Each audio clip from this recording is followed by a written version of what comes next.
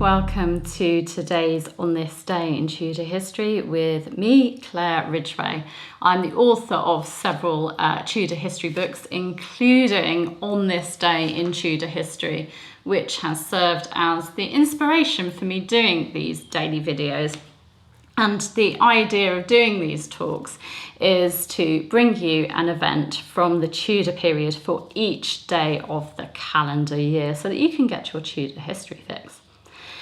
Now, on this day in Tudor history, the 7th of July, 1556, so that's the reign of the Catholic Queen, Queen Mary I, Henry Peckham and John Danyell were hanged, drawn and quartered after being found guilty of treason for their involvement in the Dudley Conspiracy or the Dudley Plot.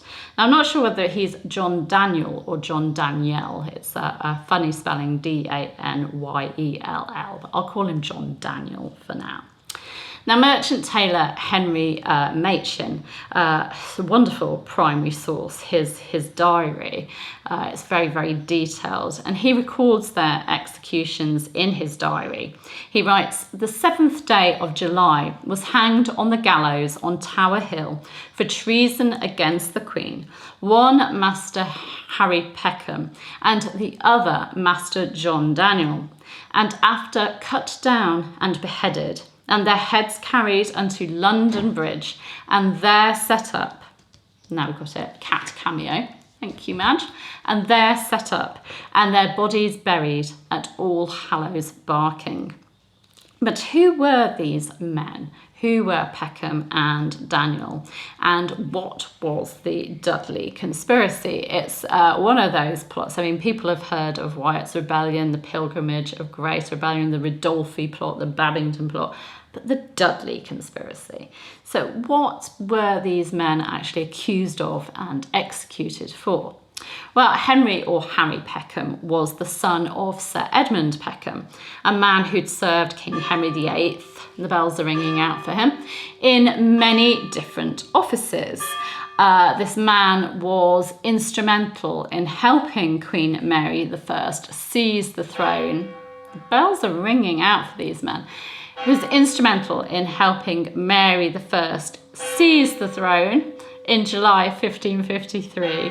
And he was rewarded with a position on her Privy Council. I was going to let the bells finish. I know some of you love the bells, so I'm not going to edit them out.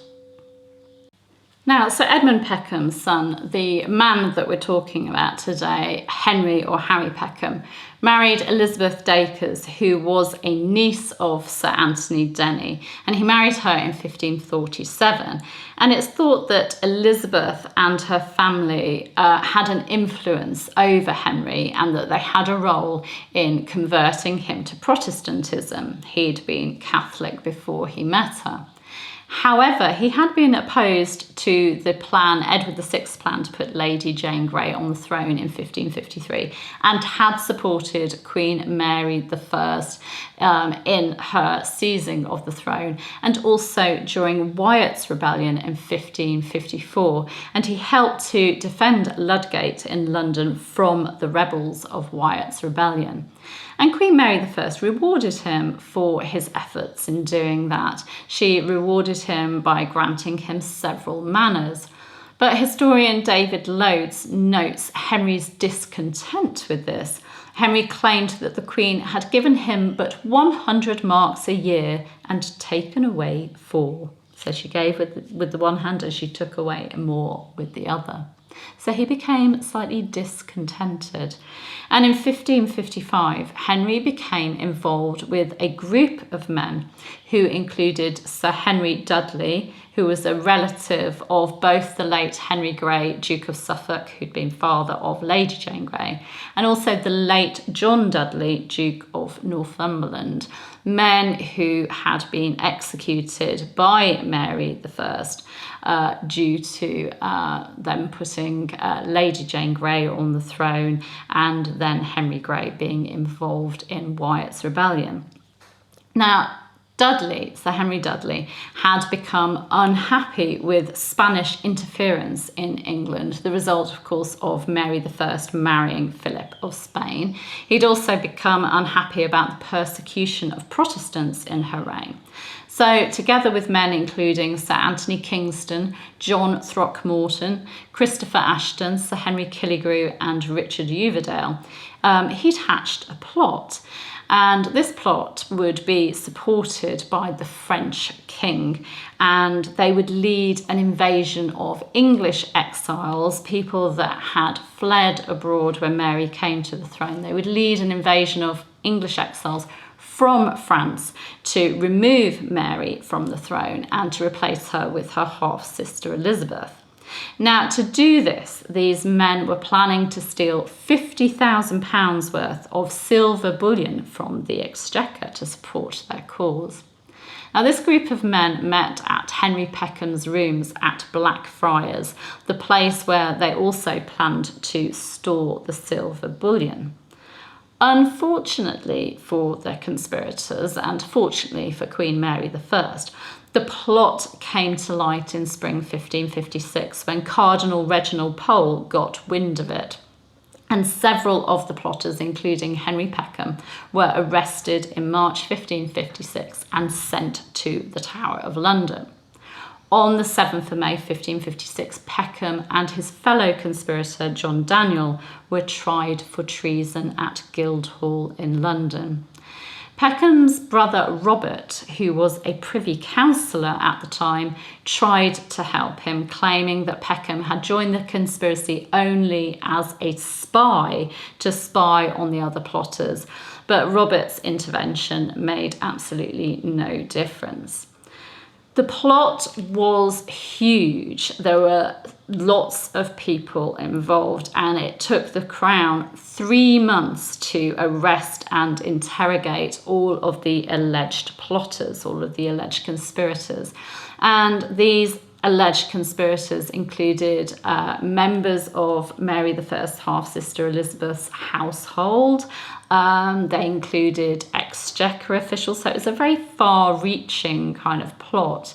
In all, 36 plotters were indicted and 10 of them were executed, including Peckham, Danyell, John Throckmorton and Richard Uvedale. Sir Anthony Kingston died a natural death, died on his way to London for interrogation, so he managed to escape actually being executed. But this plot is called the Dudley Conspiracy. So what happened to Sir Henry Dudley? Well, Sir Henry Dudley was abroad when the plot was discovered. He was safe in exile, and he died soon after his return to England in the mid-1560s in the reign of Elizabeth I. So he managed to escape punishment for his plot.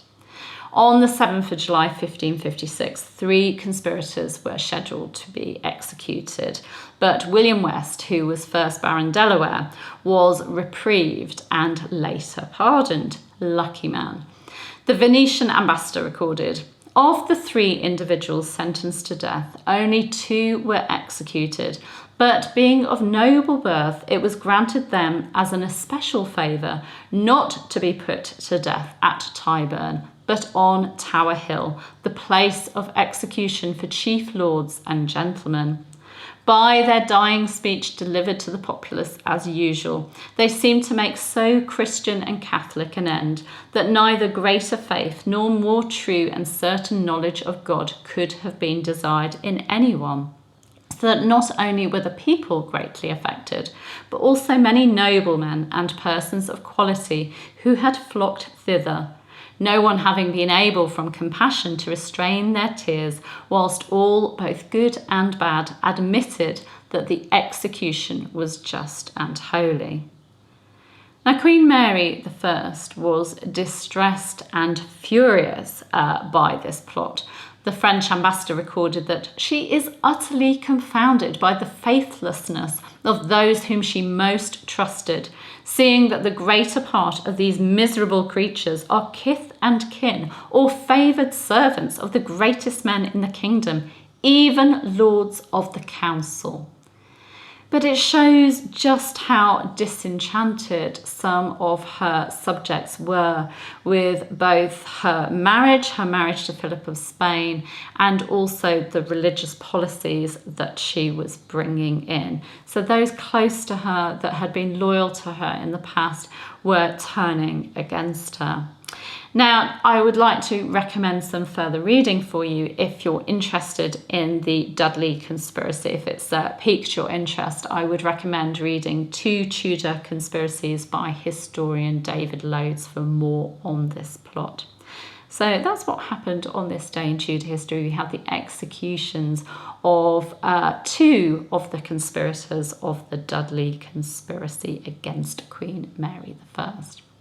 I do hope you're enjoying these on this day in Tudor history talks. You can subscribe to this channel by clicking round about there. You can hit the bell to be notified. That just means that you receive notifications when a video goes live, which will be on a daily basis.